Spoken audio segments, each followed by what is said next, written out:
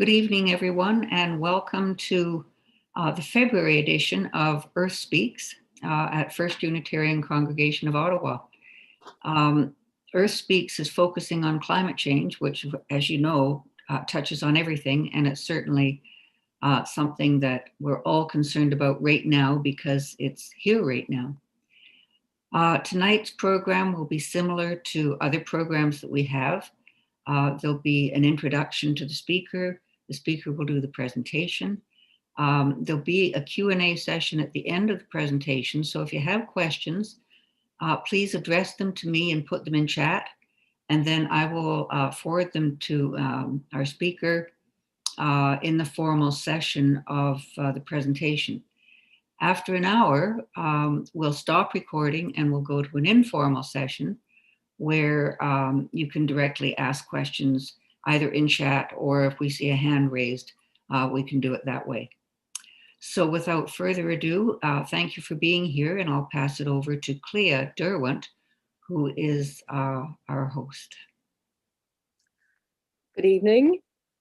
Some of us have been studying braiding sweetgrass by Robin Wall Kimmerer, an Indigenous professor of environmental biology. At the reception after one of her talks, an Indigenous student spoke to her of her distress at the uneaten food that would simply go into the garbage, while she knew people who were hungry. That sent me researching food waste online, and I was horrified to discover that 58% of the food produced in Canada is wasted. So I am very delighted to introduce Madison Maguire of Second Harvest, which is a food rescue organization based in Toronto, which facilitates food rescue across the country. Madison is a passionate advocate for waste reduction and for utilizing a systems approach for tackling environmental issues. She's a graduate of the Masters of Environmental Studies program at York University, where she researched a food waste reduction strategy for Toronto restaurants. She was formerly project leader for a food loss and waste research project examining food waste across the whole Canadian chain. Currently, she's the head of Operations Ontario for the Second Harvest Food Rescue app. She's responsible for supporting the charities and nonprofits in the Second Harvest network in Ontario and facilitating food distribution to these agencies. So Madison, a very warm welcome, and we're looking forward to hearing from you. Thank you so much, and thank you for having me. I'm just going to start sharing my screen now so everyone can see my PowerPoint presentation.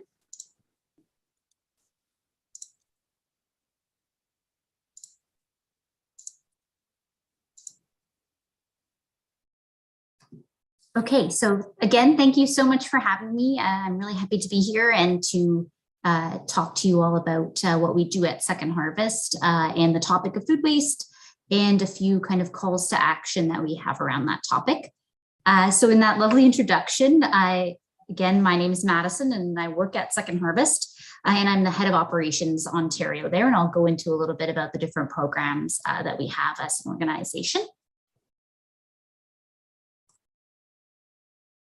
So just to give a quick overview of who we are Canada's largest food rescue organization, and we're really a thought leader in that space on a global scale and also here in Canada.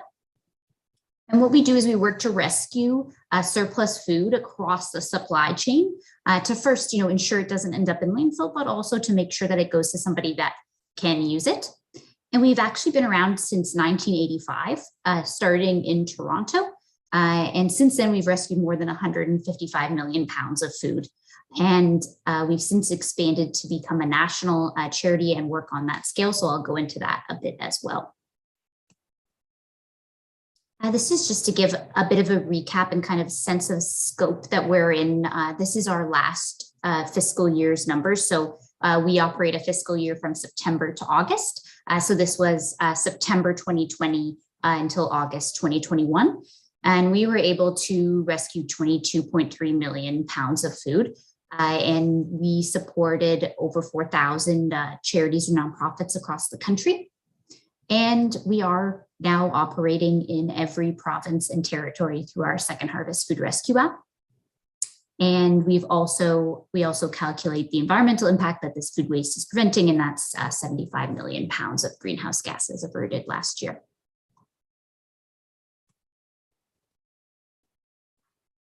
So on a more broad level, the mission that we have as an organization is a dual mission, and we actually updated this. It would be almost 5 years ago now to really reflect that environmental piece more strongly, which I think connects to sort of the topic tonight of thinking about climate change and our role with that. So on one hand, it's the environmental protection, so preventing that food from going to landfill. And then the other is being able to facilitate that food going to charities or nonprofits that are providing a food program of some kind, focusing on the main perishable, healthier categories, produce, dairy, and protein, which are also tend to be the most expensive categories as well.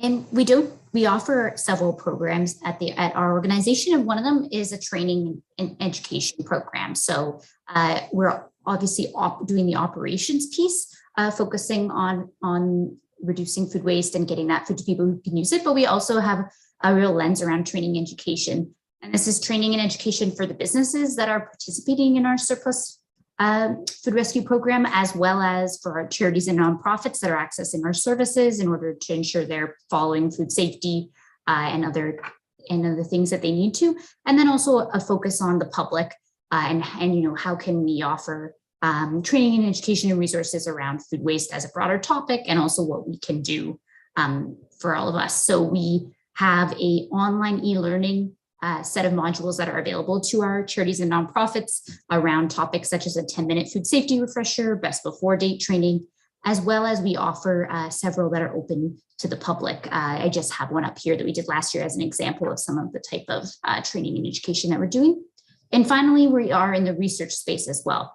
And I'll touch on a couple of the research reports that we've done in the past couple of years, but that's to kind of use the expertise that we have in this food waste and food recovery space to really produce something that can be used by government, the public, research universities and institutions in this space. So this is something that I worked on a couple of years ago. It's called the Avoidable Crisis of Food Waste. So what had happened for us is that we had received funding to do some research on food waste specifically in Canada. This report was done, I guess it's about 3 years ago now, and it is available on our website, both the incredibly long technical report as well as the much shorter and easily digestible roadmap. And the reason we did this research is because prior to that, a lot of the conversation around food waste was actually in Canada was actually using metrics and case studies and examples from other countries, in particular the United States and the UK. But there wasn't a lot of primary research around food waste in Canada focusing on the supply chain. So there had been some research done on households and what we all are doing when it comes to food waste. And there was a real emphasis on that, how much is each house and individual wasting when it comes to food, but a lot less looking at what is happening along the supply chain. So meaning from farm all the way to when we buy food, whether it's at the grocery store or a restaurant, and what is really happening there. Where is the food waste happening? How much is happening and why, so that we could think about solutions. So that was this year-long study that we did.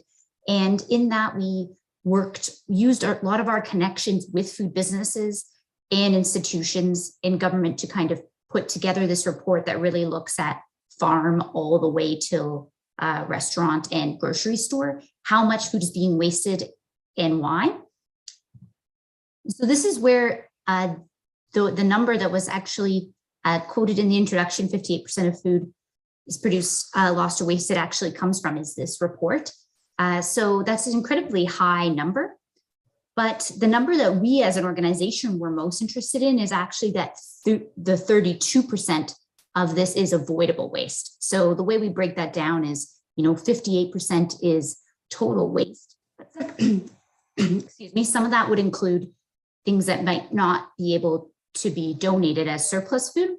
but 32% of that is avoidable food waste. So that's something that, should have been able to make it to us as consumers, whether it's at the grocery store or the restaurant, but for whatever reason along the supply chain, it was actually wasted instead. So that's what we as an organization are most, interested in. How can we access that 32% and ensure that it gets to somebody who can use it? And part of the research was also looking at where in the supply chain is that happening. And this is important because the type of solutions that you're going to come up with are going to differ depending on where you are in the supply chain. So how you're going to rescue food from the farm is going to be very different than how you're going to rescue it from the grocery store. And one of the most important conclusions for us is that there's a lot of food waste happening at the processing and manufacturing level. So before it even gets to a grocery store, for example. And this is often, a part of the supply chain that is maybe hidden, if you will, from the public. They're not, it's not like when you're going to a grocery store and there was those studies a couple of years ago and you might see a dumpster at the back, unfortunately, that had food in it. A lot of the food waste happening is kind of behind the scenes of that part of the supply chain. And that's where we're most interested in, connecting with that part and figuring out solutions, whether it's to donate that surplus food or think about how we're going to be able to prevent that in the future. And one of the biggest conclusions from our report is that measurement is so important. So in order to figure out what to do about the problem, you need to know what exactly is the problem. And that may seem obvious, but we found from our research, there's actually a lot of businesses that don't measure food waste. They may measure something like shrink, which is what grocery stores tend to refer to as things that they can't sell, but there's not as much of a focus on the actual metric around food waste and looking at what exactly is happening there and what can you do about it. So that's sort of the first step. We also don't have any requirements in Canada or by province, for businesses to report on how much they're wasting. So a lot of that data is hidden and not publicized. In our report, we were able to talk with a lot of industry, but of course, all of our research conclusions are aggregate, meaning we're not naming exactly what each business are doing, but more providing an overview. And we don't currently have that kind of regulation happening here in Canada. So of course, when we're thinking about businesses donating their surplus food, we always kind of think about the different reasons that you might want to participate in our online platform, which I'll go into in a bit more detail. And of course, first of all, the total amount that's happening in Canada right now is a staggering amount of food waste, as I said, over 50%. But then coupled with that is, unfortunately, especially in light of what has happened with the pandemic here, is that there's a rising amount of people who are needing to access food programs because they aren't able to afford it. And if we think about it just as individuals, when it comes to food waste, everything that you buy at the grocery store that goes into your fridge and you end up having to put in, unfortunately, the garbage or your compost is, of course, money that you've spent that didn't actually come to fruition. And then finally, there's the environmental impact, of course, of food waste. There's the greenhouse gases that are emitted from wasting food, but also thinking about all the resources that go into your food being, arriving at the grocery store for you to buy. There's the, resources needed to grow that, to transport it, the amount of water needed. So thinking about all of those factors as well. And this is a stat that, is used a lot, but if food waste were a country, it'd be the third largest greenhouse gas emitter. So when we're thinking about climate change and sort of actions that we can take, we're thinking about how we're going to reduce food loss and waste in Canada at the industry level and at the individual level becomes increasingly important.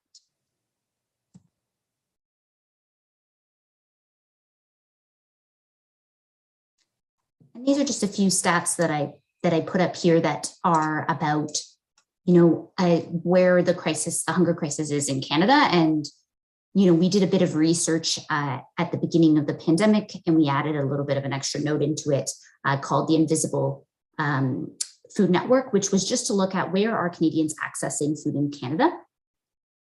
And this is because a lot of people presume that typically it is, a food bank is where somebody's accessing. And while there are, food banks in Canada that people are accessing in different communities, there are actually a whole network of other organizations that are providing food support. And this is kind of the network that we are connected to through our online platform. And this could be anything from a faith-based organization to an after-school program to a newcomer residence. And our research showed that there were over 60,000 food programs in Canada that Canadians are accessing. And some of this research just showed that, unfortunately, there are such a large number of Canadians that are having to access these programs, especially amid the pandemic. And so this just, connects to our mission for us around why it's really important to be able to connect these charities and nonprofits that are operating these food programs with this surplus food through our different programs. And just to note that both the reports I mentioned, the Avoidable Crisis and this Invisible Food Network, are on our website. So if you're ever interested in having a look at them, they're up there and easily accessible. So next, I just wanted to talk a little bit about our online platform. So this is our Second Harvest Food Rescue app. And this is one of the key programs that I oversee here in Ontario. So what it is it's a free online platform that connects local food businesses that have surplus food with a local charity or nonprofit.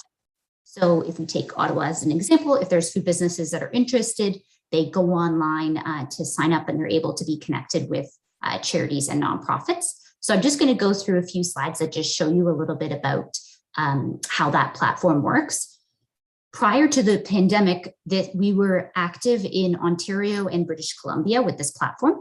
We originally started in Ontario, piloting in a few different cities, but we now are in every province and territory.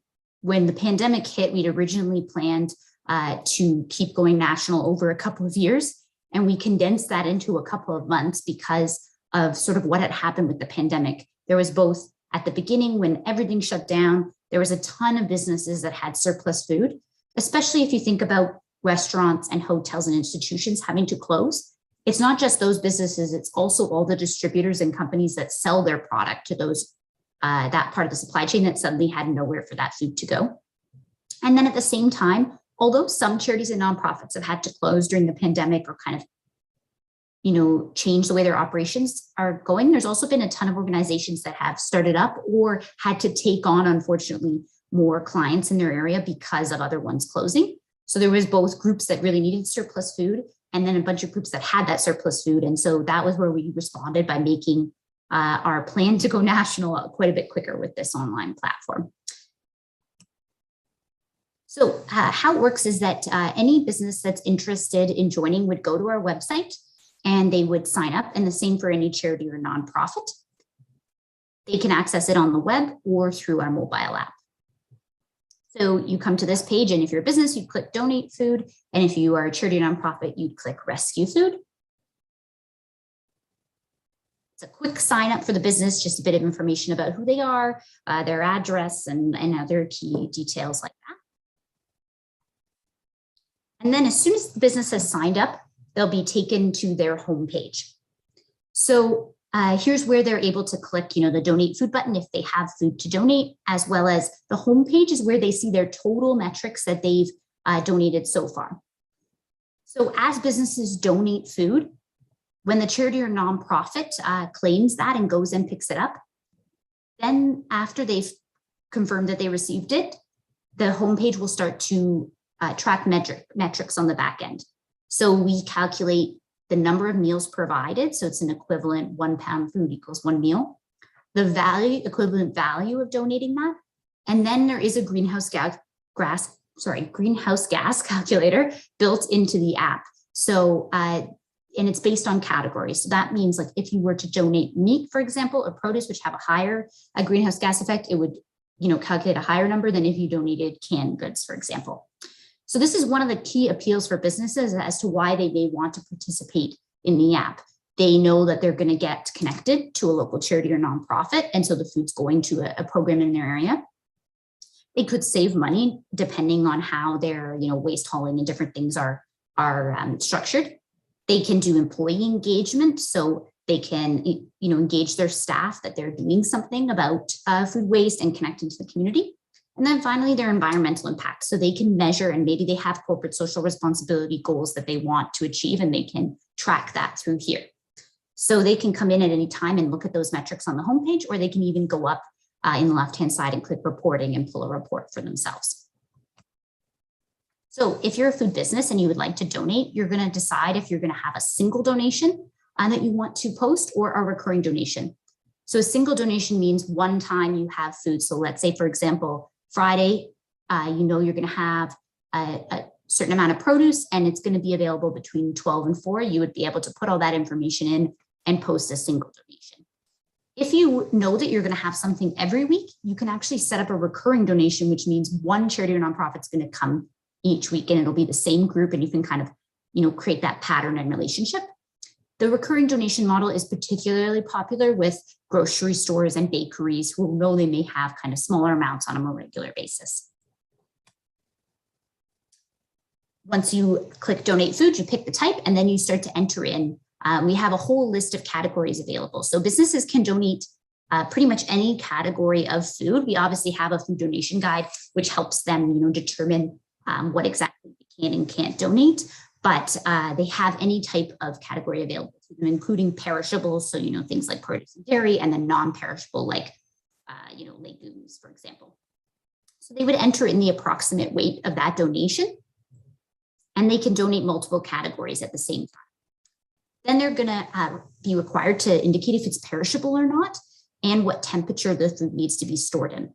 This is an important piece because this is going to notify certain charities or nonprofits depending on the information. So if the business selected frozen or refrigerated and the charity or nonprofit had no fridge or freezer for storage, then they wouldn't even be notified of the donation. So the system is filtering the way it notifies agencies based on the details that the business has provided. There are a few other tags they can use, such as vegan or kosher, and then they'd include as much detail as possible. We're always encouraging businesses to include more so that the charity or nonprofit who gets a notification can decide if the donation is a fit for them. They're going to indicate where the pickup is and when they need the charity or nonprofit to pick up. The more flexibility they have, the easier it is for the system to find a match in the network. And then finally, the business indicates any key details that the charity or nonprofit would need to pick up that food donation, whether it's instructions on who to call or where to go exactly. And then the business has two options. They can post the donation open on the system, or they can target a charity or nonprofit. So most businesses on the app are posting donations open because they don't have somebody in mind. They just want to get connected to somebody. But there are some businesses who already work with somebody. Maybe they work with their local Salvation Army or their local Society of St. Vincent de Paul. And if they're on the app, they actually want to target the donation to them. So they want to target that weekly pickup and ensure they're working with that organization. So there's a lot of flexibility there. And this means that a lot of businesses, if they already had something going, they can just emulate it on the app, but get the added bonus of having those metrics checked there. They review all the donation or all the information on the final page, and then they click submit. Now, this is what will go out to the charities or nonprofits. So the other side of the app is who's going to be going and picking up and receiving that food. So the online platform is open to any registered charity or nonprofit that operates a food program. So they don't have to be a food bank, for example. They could be an after-school program. They could be providing snacks and mental health support. They could be operating a shelter. They would submit a same sign up as the business, but it has a bit more details involved. And then it comes to my team to review. And this is only because one of our terms and conditions for the platform is that you're a registered charity or nonprofit. And so we have to look up to confirm that. And we also usually set up a call just to hear about that program and make sure they have all the support they need for their food program around food safety and safe food transport. And then they would submit their application. These terms and conditions in the app are also something that provides the businesses with ease of mind that everybody in the participating on the platform is a registered charity or nonprofit. So this means that it's not open to individuals, for example, or the public. You have to be one of those group charity or nonprofit in order to participate. And once you're all signed up, you can decide to put on text or email notifications as a way to be informed about donations. So in this case, in this hypothetical charity or nonprofit, they have their emails turned on. So they got an email that tells them there's a restaurant that wants to set up a weekly pickup. And so they would, if they were interested, they would click the green donation number in their email, and they'd be taken to a page to review the donation. So they'd see the categories, the approximate weight, and they'd see this approximate location on the map of where the business will be. And if everything is, something they're interested in and they can pick it up, then they would click claim this rescue. So that's just a quick kind of overview of how the online platform works, but it is available across Canada. So in different communities, food businesses are participating. One of the other appeals of the online platform is that corporate groups can use this on a national level. So as an example, last year, Sobeys announced a national partnership with us to use our Second Harvest Food Rescue app, with their commitment that over 1 year, they would bring on all of their banner stores. So this includes Sobeys, Freshco, Safeway. And what that means for them is that at a head office level, they can look at all of their stores and see that total impact. And then each store, when they log in, will be able to monitor. And they're able to prescribe the kind of same system for all the stores across the country to use, and then connect with local charities or nonprofits. So what a program like that has done is really opened up that on the local level in different communities, their grocery store, whether it's a Sobeys or a Safeway, is participating. And it also means that Sobeys has, a plan to encourage their stores to donate different categories. So not just, kind of easy, if you will, shelf stable or bread, bakery items, but also the process that you need in place with your different departments to donate dairy, produce, protein, which is so important because those items are both really needed by our charity and nonprofit network, but also are the most perishable, as well as, have the greatest climate impact if they are wasted. So one of the biggest questions that we get as an organization from businesses and the public is, can businesses donate? What if they're held liable? They don't want to be sued. And there actually is in every province and territory in Canada a food donation act. And in Ontario, it's called the Good Samaritan Act. But what it does is it protects businesses that donate surplus food in good faith. And if you take Ontario as an example, there's actually been no cases of any business being sued for donating food. So I would say this is a myth, if you will, or kind of misinformation that's been, kind of shared amongst businesses and the public that, this is something that might prevent businesses, but actually we have this. And that's sort of where our role comes in, is to kind of work with businesses to figure out what are their trepidations around donating food, and how can we provide information to assure them that, we have this app in place, and that, we have over 35 years of experience, and we can help them, figure out what's the best system for them. And then, as I kind of mentioned, food safety is one of the kind of key pillars of the app and just our work as an organization. So, we provide education and training within our network around how to safely transport and store that food. And then we also have a few steps in place for the charities and nonprofits registration in order to assure businesses that, everybody participating on the app is that registered charity and nonprofit and has systems in place to ensure that, the food is being transported and distributed and stored correctly.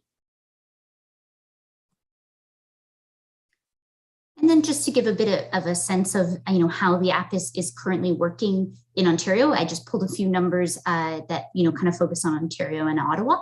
So in Ontario, we have over 3,000 businesses registered on the app, with that amounting to almost 200 in Ottawa. And that's based on them listing Ottawa specifically as their address. I know there are other businesses participating in the sort of surrounding areas of Ottawa as well. And then similarly, we have about 1,500 community partners, so charities and nonprofits in Ontario, with 64 of those being in Ottawa. And just I pulled a few metrics. This is just from January 1st, so the start of this calendar year. We've had over 3 million pounds of food rescued in Ontario, and we've had 95,000 of those be in Ottawa. And I can just say from, just my experience, there's a lot of activity happening in Ottawa, especially with our several chains. We have Sobeys on the app, and we also have Starbucks that's, announced a partnership with us. They have all of their stores in Ontario on as well, and lots of activity happening with both of those in the Ottawa area, which is great to see. And one of the topics that also comes up the most with businesses, charities, and the public is best before dates. So if I were to name the number one place that we could definitely keep seeing improvements when it comes to education, it would definitely be best before dates. So there is a lot of misconception about what is a best before date. A lot of people call them expiry dates, and they think that they are regulated by the government, or decided on how do you pick a best before date is by the government. But a best before date is actually given to a product by the manufacturer, and it is meant to indicate the peak quality or freshness of that product. And it's not actually a food safety indicator, and it is not an expiry date. So what you see on this slide is actually our best before timetable. And we created this in conjunction first with Toronto Public Health, but we've now worked with public health authorities across the country. And we have one that's a donation guide timetable for businesses, so to know when to donate by. And then we have another one that has a consume by column, which is to help our charities and nonprofits know, as well as just the general public. So this is available on our website if you are interested in learning a little bit more about what does that timetable look like. You can absolutely find that resource on our website. And just to provide a bit more clarification around that topic, there are actually only 5 foods in Canada that have an expiry date. And these are regulated by the Canadian Food Inspection Agency. And they all relate to products where you're meant to get a meal replacement. So that's something like baby formula or a meal replacement like Boost, as well as 2 of them, the last 2 are actually only available by prescription only, whether it's in a pharmacy or at a hospital. And then finally, things like protein bars. So anywhere where somebody's meant to get their caloric intake from this item. Everything else in Canada has a best before date, and that date is set by the manufacturer. So one of the biggest areas we're always working is to encourage people to learn a bit more about this topic and to really use your senses, if you will, when you're thinking about your products at home. So as long as you've stored the product correctly, meaning if you take, yogurt as an example, it's stored in the fridge. And if it's unopened, it can absolutely be eaten past the best before date. And we've run a ton of workshops around this. So, this is just 3 examples of products, and some, just information about best before dates. So one of the biggest tips, obviously, with a lot of food is that it can be frozen. This is a lot of what we do with our food businesses is that, if they are going to have products, if they were to freeze them and then hold them in the freezer for the charity or nonprofit, then absolutely that product can be rescued and then used by the charity. But, kind of freezing things is our best friend there to kind of extend that shelf life. And that's the same for us as consumers at home. So lots of products can be consumed past their best before date, but unfortunately, because people think of them as expiry dates, there's a lot of unnecessary food loss and waste that's happening across, with businesses, with charities, and with the public.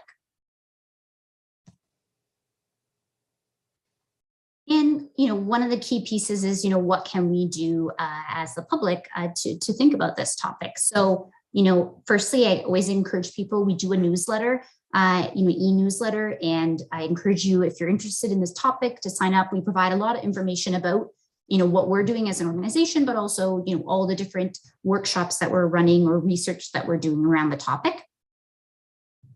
Then, it may seem small if you think about, just myself, what can I do, just me? But, there's always room for all of us to think about food waste, and any kind of solutions that we're going to have are going to be a combination of these bigger system changes, but also individual changes, where you're thinking about, what am I putting in my green bin or the garbage? What am I purchasing when I go to the store? What kind of, how am I storing my food to preserve the life? What kind of recipes am I using that are going to help me make sure I use everything up in my fridge? So we have a lot of resources like this on our website to help just every individual person, think about that. And then I encourage everyone to talk to their friends and their family and their schools and whoever else about best before dates. I bother everyone that I know in my life about this. And they now all know never to say expiry, but instead say best before, and just have a conversation about that topic. And then finally, there's always room to keep encouraging businesses to participate in reducing their food waste. So, for us, one of our biggest things is awareness, and going national. And this whole expansion has definitely improved that, but there are absolutely businesses and charities and nonprofits out there that don't know about the program and who could definitely benefit from it. So, if you ever have a business that you think would be a good fit, you can always just let them know, have you heard of this online platform? One reason you might want to participate is maybe you want to track your metrics, or you want to get connected to a local charity or nonprofit. And we have a whole team at Second Harvest that helps businesses figure out the best way to donate their surplus food, but also help our charity and nonprofit network get access to that. So, word of mouth has helped us greatly to expand our operations to the level that they are, but there's always room to keep improving. And we do have a map on our website that shows everyone who's participating on the app that's agreed to be listed publicly. So some businesses, don't want to do that at this moment, and that usually just revolves around, especially some of the corporate chains, they may be piloting and trying out what's going to be a best fit before they bring on a national program. But you can absolutely have a look at our website and see, who's participating in your area, and is there somebody that you think could be a good fit to join the platform. So I think that's everything that I had today, but I'm, of course, here to answer any questions that anyone might have. And I put up my contact information if you, have any questions after the presentation, or you want to reach out and learn a bit more about Second Harvest.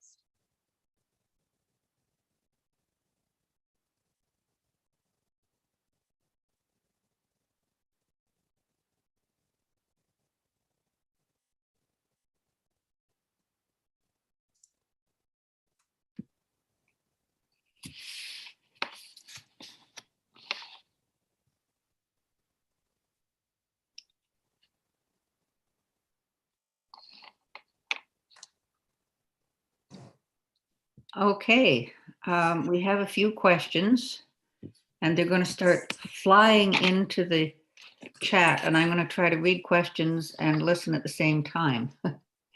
So the first, great. The first question was the 75 million tons of greenhouse gases that you refer to from food waste. What is included in that? Does that include the agricultural inputs, the shipping, the food rot? What's actually included in that? And Sure. what about greenhouse gases from donated food? Sure. So that stat that I referred to at the beginning was looking at our last kind of year of operation. So that's just based on the food that we've rescued. So that's in the back end of the. Did that work that I stopped sharing my screen? I think it did. Okay, perfect. So that's in the back end of the Second Harvest Food Rescue app, and what it does is we had a like an outside consulting company build that for us, and it does calculate based on the category that you're donating, but it's not encompassing all the resources that go into food. It's more about preventing that food, if it were to have been in landfill, the greenhouse gases it would emit. So on our kind of wish list, if you will, of if we fundraise all the money in the world and we can keep making improvements to the app, one of the things we love to include is a water calculator. And this would calculate the associated water that would be, preserved, if you will, or from if the food was avoided from going to waste. So that's something we've had on our kind of wish list to build eventually. But no, there's definitely other associated metrics when it comes to food, but that calculator is just looking at the rescued food and what would have happened if it hadn't been. And that's why the category differentiator is sort of important there, so that, we are kind of putting a emphasis or, priority on if meat or produce or dairy are rescued. Obviously, there's a higher greenhouse gas effect from those than from the other categories. Right. How does the current level of food rescue compared to its potential, and how can we close the gap? Sure, that's a great question. A little bit of a hard one to answer, only in that, you know, we put out that 32% of all food in Canada is avoidable, if you will. So that's kind of what we're focusing on. You know, there are many other organizations that kind of look at how can you provide a second life to food, for example. You know, there's like businesses that look at like fruit scraps and using those in something. So obviously we're only looking at what, you know, could have otherwise been consumed. But I think we don't actually have necessarily a baseline to kind of refer off of, because we don't have any reporting on food waste here in Canada. So it's really difficult to know. You know, that report from 3 years ago is sort of a calculated guess, really, to a certain extent, because of the information that we have available. I mean, it was a thoroughly researched report, but we don't have any kind of, you know, national or provincial numbers around that. I will say that for us as an organization, we've grown exponentially in the last 5 years, and we grew even more than we thought we could over the pandemic. And that's just because of, unfortunately, how many, you know, there are, the food supply chain in Canada is precarious to a certain extent to begin with, for a variety of reasons. It's a large country. You know, we do rely on importing a certain amount of food, but I think the pandemic kind of exacerbated that even more because of just these disruptions, if you will. And so I think where we kind of saw a lot of our growth is that we had this platform already in place that we could scale nationally. And we also are, you know, because we're now a national charity, we are connected to all of the kind of hub-like organizations that exist in each province. So what we do is we work with those organizations to move. Obviously, the app is there for businesses to donate small kind of surplus food that they have on a regular basis, but it's also, you know, available for us to move much larger donations. And that's where having that network in place is really important, because if you have a business that is able to donate 60 pallets of milk, you actually need to have a network to move that, because you can't flood your own, you know, market with that one product. So in Toronto, we have a direct delivery program with our trucks and everything, but we can't just put milk on all of the trucks for every day for the next, you know, month to move that product, especially when it's perishable. It's going to have to move quickly. So that's where we use our network to move it to Quebec or into Manitoba or into Alberta. And that's where kind of we have been able to grow so much, is, you know, overseeing the logistics and the transportation to make that happen. And that's kind of the challenging piece here in Canada specifically is, you know, size of country and moving perishable product and timelines and cold storage and all of those different things. But that's kind of where we've seen our growth happen, and where we've seen the strategic, you know, kind of being able to oversee those large donations and network with those like-minded organizations. You know, we're really seeing that we're able to achieve, you know, kind of huge amounts moving, as well as really focusing on making sure those perishable products are not wasted. I hope I answered that question. I feel like I went on a little tangent, but hopefully I got some of it. You certainly did. And unfortunately, there's questions that pop up during what you said, so we'll have to take them one by one. Sure thing. Talking about there isn't any requirement for reporting food waste. Is there any movement for that to become regulated? And I presume it would be provincial. Yeah, exactly. So that's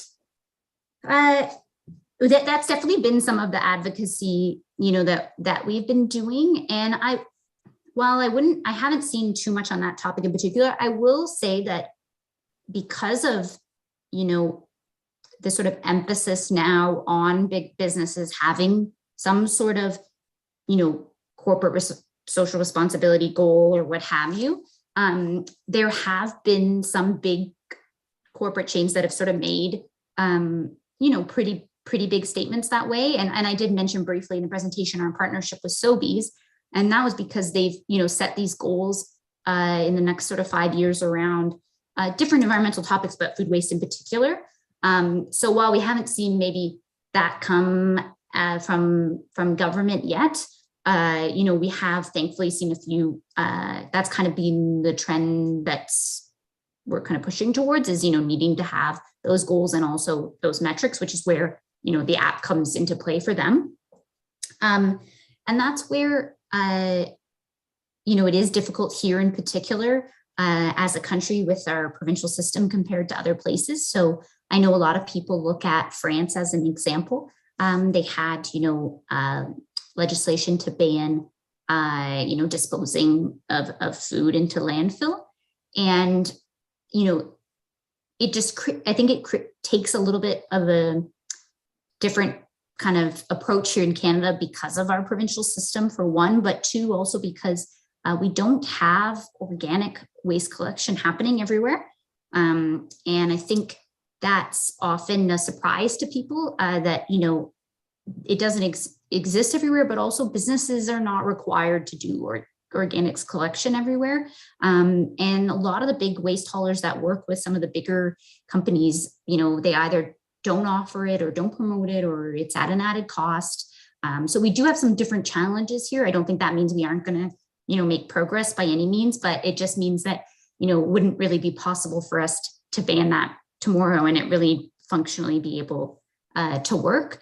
But I definitely think that the concept of, thinking about food waste and also promoting the positive things that you're doing to work towards that has become much more of a norm than it was even maybe 5-10 years ago.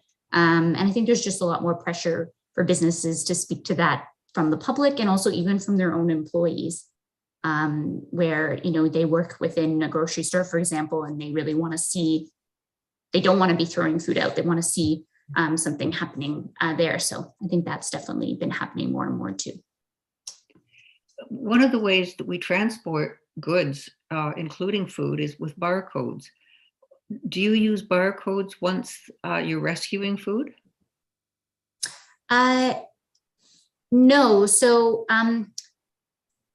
with our charities and nonprofits that are accessing the app, when they're rescuing food, they kind of all have their own system on how they are doing that tracking. Some of them use a simple like weighing the boxes of food kind of system. If businesses are posting those single donations, then they're usually providing a pretty accurate pound approximation of what is being donated. But it really also varies for businesses on if they're using like a scan in, scan out system. It depends on the grocery chain or different businesses, whether or not they're kind of using that system. But our charities and nonprofits generally are not, scanning out anything. They're just receiving the product. And then we just ask them to have a system in place, the best that they can to kind of track what they're rescuing. When it comes to, and I didn't really speak too much to this program in my presentation because it's only in Toronto, but we do operate this direct delivery program where we have drivers, they pick up surplus food and they deliver it to charities and nonprofits. And then we also operate out of a warehouse, which we actually just moved to a much larger warehouse last week, which feels like a whirlwind in the midst of the pandemic. And it was a multi-year project.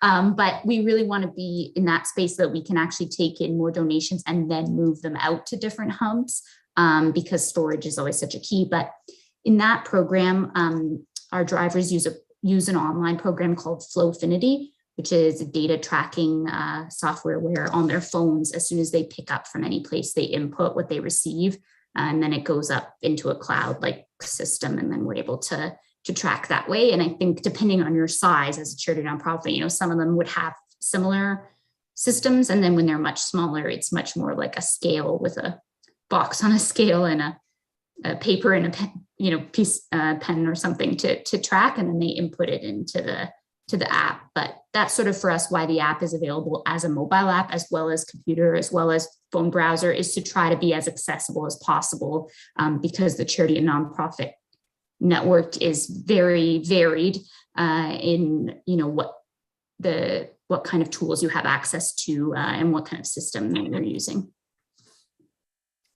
And going back to the confusion over best before dates and expiry dates, um, I'm not quite sure what the question means, but do you have suggestions about the confusion as to how to dispel that?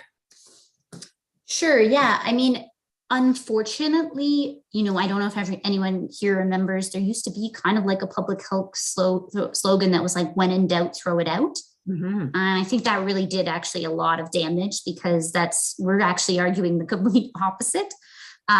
So, one of the things that's really tough for us in our network is that the types of programs are very different amongst different charities and nonprofits. So where it becomes really hard is any type of program where they're handing out food, like a food bank model or like a hamper model.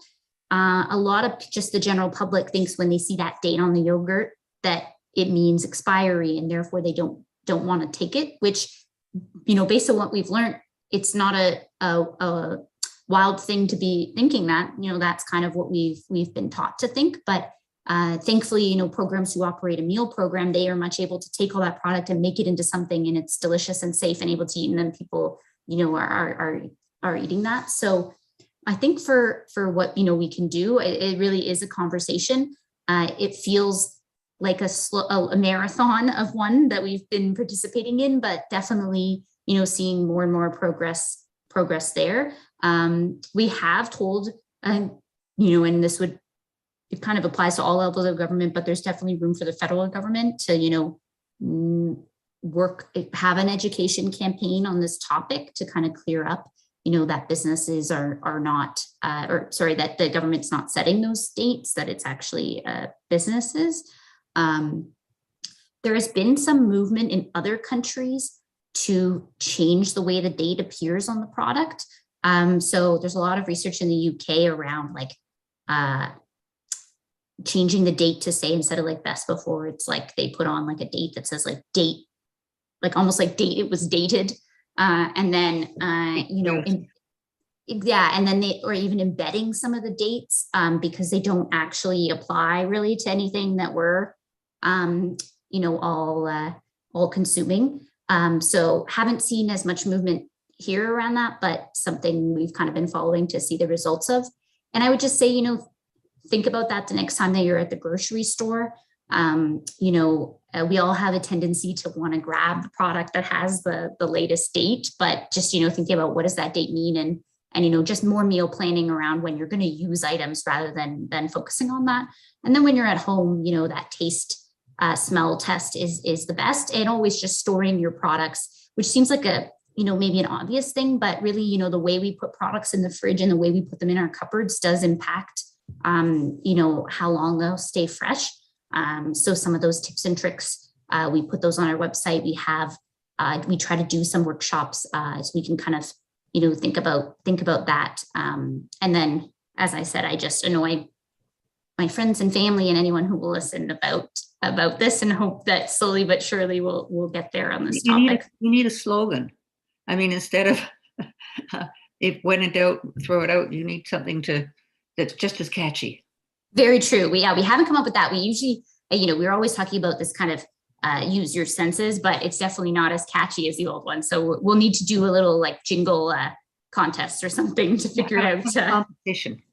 Yeah, exactly. That's a good idea. I like that. So with respect to meat and yogurt and the best before date, taste, smell, look, is that how you would judge whether you should use the product or not? Absolutely. And if you are just, as I said, if you're curious, we have that timetable, on our website, and a lot of our charities and nonprofits, they print it up and have it right in their facility for their staff, volunteers, and clients to see. But also, as I had mentioned, like probably the number one thing, and this is, probably most applicable to the meat category, is just the freezer is your friend. And that's a pretty catchy tagline, so that's good. But anything that you're buying at the grocery store, if you don't think you're going to be using right away, or you don't have a plan for, the freezer is always a great place to kind of extend the life of something, and that's what the timetable goes through as well. So you can definitely,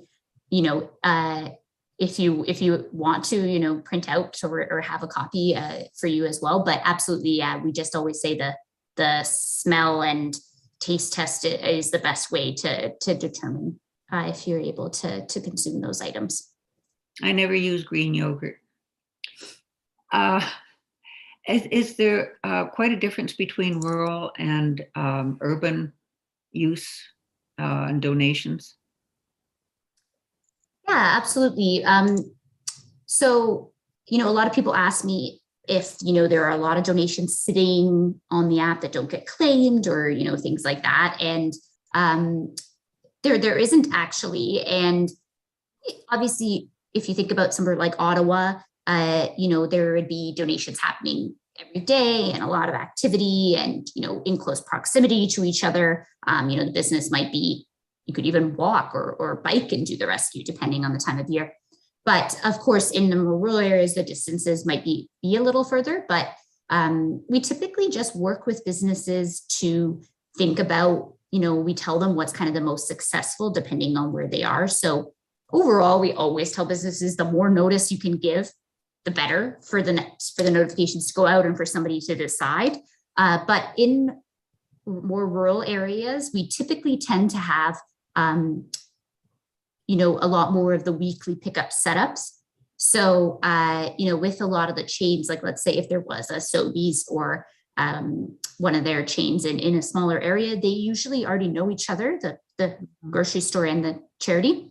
And so really they're just using the app to track what's happening and also for head office to really encourage the stores to maybe expand categories. Because in the past, a lot of grocery stores donated bread and baked goods, which is it's great. Those foods are, we don't want them to go to waste, and also, they can be used. But if you, really engaging the other departments to expand.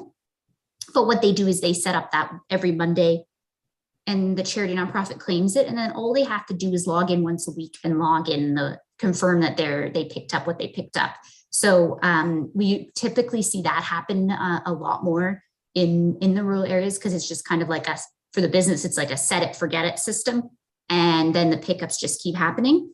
Whereas there's generally in cities quite a bit more of single donations happening, where we have businesses and it kind of makes sense to if you think about Ottawa, lots of restaurants, lots of bakeries, lots of grocery stores, so different places that, might set up a weekly pickup, but they also might just have had, Canada Day, it rains all day and they expected to sell all this stuff and they aren't able to. There's a lot more of kind of reacting to the different times of year and posting there. So I always approach everything. There's no problem we can't at least attempt to solve. So we're always here to kind of help businesses figure out where they are and what's maybe the best fit for them. But it's unfortunately not one size fits all, because depending on where you are in the supply chain, where you're located, what type of food you're working with, different ways to kind of use the system successfully. Are the restaurant chains, you mentioned grocery chains, are there restaurant chains as well as opposed to individual restaurants? Yeah, absolutely. And the unfortunate truth of it is that just before the pandemic, we were making quite a bit of headway with a lot of the kind of, larger grocery chains. And that was, halted to a certain extent with the pandemic. That's definitely a part of the supply chain that, has really struggled to just stay afloat. So let alone think about other things. But that's definitely an area that we're kind of focused on expanding into. And we've definitely worked with quite a few restaurants, but one of the areas that we've had to put a lot of work into is catering and hotels and events. Because just to go over quickly, the food safety, if you were to have a buffet, which I know in the pandemic we weren't really having, but anywhere where you're putting out food for people, whether it's for them to take away or them to go up and, grab a plate, you're not able to donate any of that food once it's been put out because it could have been temperature abused. So for that reason, any kind of business that's in the space of like a hotel or catering, or even we've worked with film sets, different places where you're going to have all of that food, you're going to need to be thinking ahead about how you're going to work to donate it. So, you need to have, let's say you have trays of food, you only put out one tray. Once it's finished, you grab another one from the fridge. Everything that stayed in the fridge then can be donated. So it takes quite a bit more planning. It's definitely possible. And I think we can all probably think of times we've been to an event or a hotel or somewhere we've seen food waste, unfortunately, because those types of things are often completely full and plentiful. And then when it doesn't all get eaten, what are you going to be able to do? And so it's just shifting the mindset, thinking ahead of time. I want to make sure that anything extra from this gets donated. So I'm going to set up so that things stay in the fridge or freezer and only come out when they need to. And get connected with us and think about how to donate that. And we have had success piloting that with different groups. Like in Toronto, we've done some work with film sets and things like that. So, just it takes more planning, but definitely possible. But that's somewhere we're hoping to kind of, keep expanding into as things hopefully open up, in the next kind of year or so, and we can kind of connect with more of those types of businesses. Well, there's a lot more questions in the chat, but we've come to the end of a recording time. So I think you said you would be willing to stay on and have an informal chat that isn't recorded. So we will do that. Clea. Well, thank you, Madison. It's been absolutely fascinating to hear how your organization works. It sounds extremely complex, but I think it's doing a wonderful job. And I'm sure we've all been prompted to do several things to help that you mentioned to help reduce food waste. I particularly like the idea of checking with my local stores and farmers market stalls as to whether they know about second harvest. So I'll be going around after this doing that. That's great. Yeah, so thank you for giving up your evening to talk with us.